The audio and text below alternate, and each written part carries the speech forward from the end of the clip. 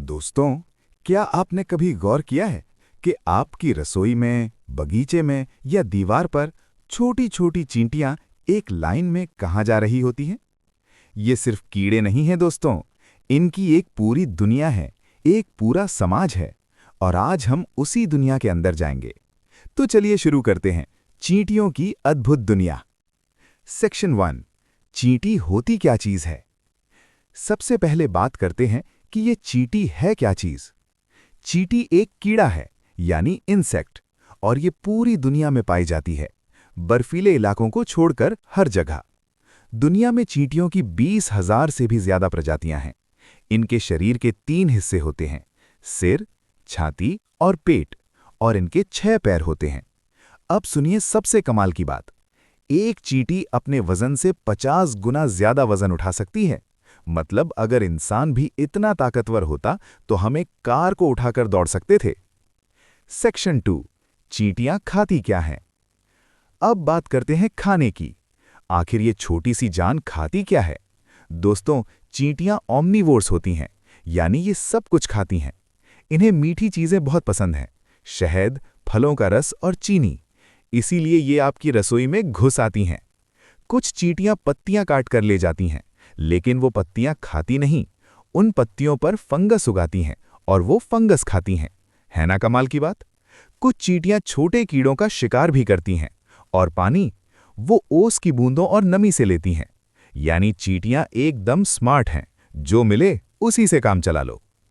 Section 3, चींटियां कैसे रहती हैं? अब बात करते हैं इनकी जिंदगी के बारे में। चींटियां कॉलोनीज में रहती हैं। एक कॉलोनी में कुछ 100 से लेकर लाखों चींटियां हो सकती हैं, और इस कॉलोनी में सबका काम बटा हुआ होता है। सबसे पहले होती है रानी चींटी। वो कॉलोनी की सबसे इंपॉर्टेंट मेंबर होती है। उसका एक ही काम है, अंडे देना, और वो यही करती रहती है पूरी जिंदगी। फिर होती हैं वर्कर एंट्स। ये सब मादा होती हैं। खाना लाना, घर बनाना, बच्चों की देखभाल, सब काम इन्हीं का है। फिर होती हैं सोल्जर एंट्स। इनका काम है कॉलोनी की रक्षा करना, दुश्मनों से, खतरों से। और आखिर में होते हैं नर चींटी।